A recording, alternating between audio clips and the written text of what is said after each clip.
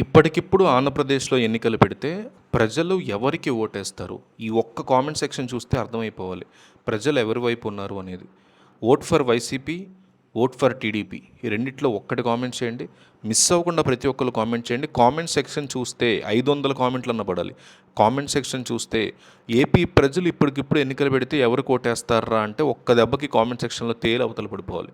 So miss అవ్వకుండా ప్రతి ఒక్కళ్ళు కామెంట్ చేయండి. ఆంధ్రప్రదేశ్ రాజకీయాల్లో ఉన్నటువంటి రాజకీయ సమీకరణాలు, ప్రజల యొక్క ఆలోచన ధోరణి గమనిస్తే వచ్చే ఎన్నికల ఫలితాలు చాలా ఆసక్తికరంగా ఉండబోతున్నాయి అనేది స్పష్టమవుతుంది.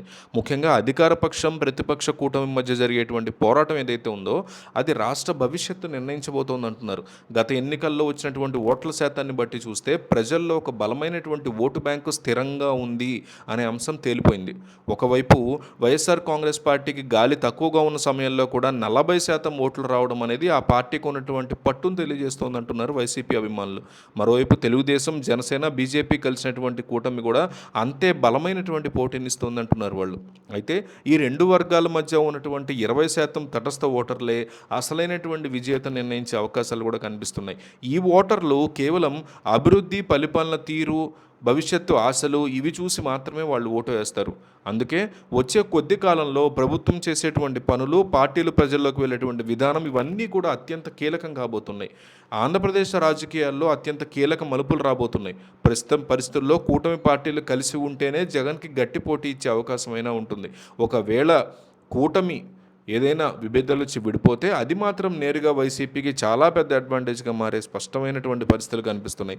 గతంలో 2014, 2019 ఎన్నికల ఫలితాలను కనుక విశ్లేషిస్తే పార్టీల మధ్య పొత్తులు ఎంతటి ప్రభావాన్ని చూపిస్తాయి అనేది స్పష్టంగా తెలిసిపోయిన పరిస్థితి.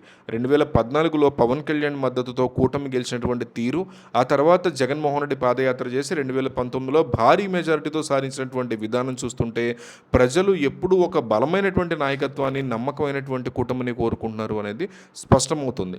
ఇప్పుడు మళ్ళీ జగన్మోహన్ రెడ్డి పాదయాత్రకు సిద్ధమవుతున్న పరిస్థితి. ఇది ఆ పార్టీ శ్రేణుల్లో కొత్త ఉత్సాహాన్ని నింపడమే కాకుండా ప్రజల్లోకి నేరుగా వెళ్ళి వారి కష్టాలను తెలుసుకునేందుకు ఒక వారధిగా మారబోతుంది.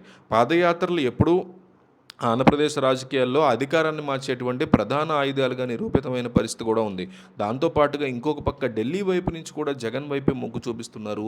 కూటమిలో విభేదాలు వస్తే జగన్మోహన్ రెడ్డి సీఎం అయ్యే అవకాశాలు ఎక్కువ ఉన్నాయి కాబట్టి ఆ కూటమి ఏదో జగన్ వైపే పెట్టుకుంటే ఎట్లా ఉంటుంది ఈసారి అని బీజేపీ ఆలోచిస్తున్నట్టుగా కూడా ఒక రకమైనటువంటి పుకారు చాలా స్ట్రాంగ్గా హల్చల్ చేస్తుంది. బీజేపీ ఆల్రెడీ ఉన్నటువంటి కూటమిని, జనసేనని, పవన్ కళ్యాణ్ని, టీడీపీని పక్కన పెట్టి మరీ వచ్చి జగన్మోహన్ రెడ్డితో చేతులు కలుపుతుందా అనేటువంటి ప్రశ్న అయితే ఉంది. కానీ ఆ గత 10 సంవత్సరాలుగా, 15 సంవత్సరాలుగా రాజ్యసభలో కానీ, లోక్సభలో కానీ బీజేపీ ప్రవేశపెట్టిన ప్రతి బిల్లుని సైలెంట్గా ఏం క్వశ్చన్ చేయకుండా సపోర్ట్ చేస్తున్నటువంటి జగన్మోహన్ రెడ్డి కూడా తమకు ఒక నమ్మిన బంటుగా కేంద్ర పెద్దలు ఇప్పటికీ కూడా నమ్ముతున్నారని, అందుకే ఆయన సిబిఐ కేసుల విషయంలో ఏమీ చేయకుండా సైలెంట్గా ఉన్నారన్నటువంటి మాటలు కూడా వినిపిస్తున్నాయి. ఈ తరుణంలో జగన్కి ఢిల్లీ నుంచి పిలుపు వచ్చిందనేటువంటి వార్త మాత్రం విపరీతంగా వైరల్ అవుతుంది.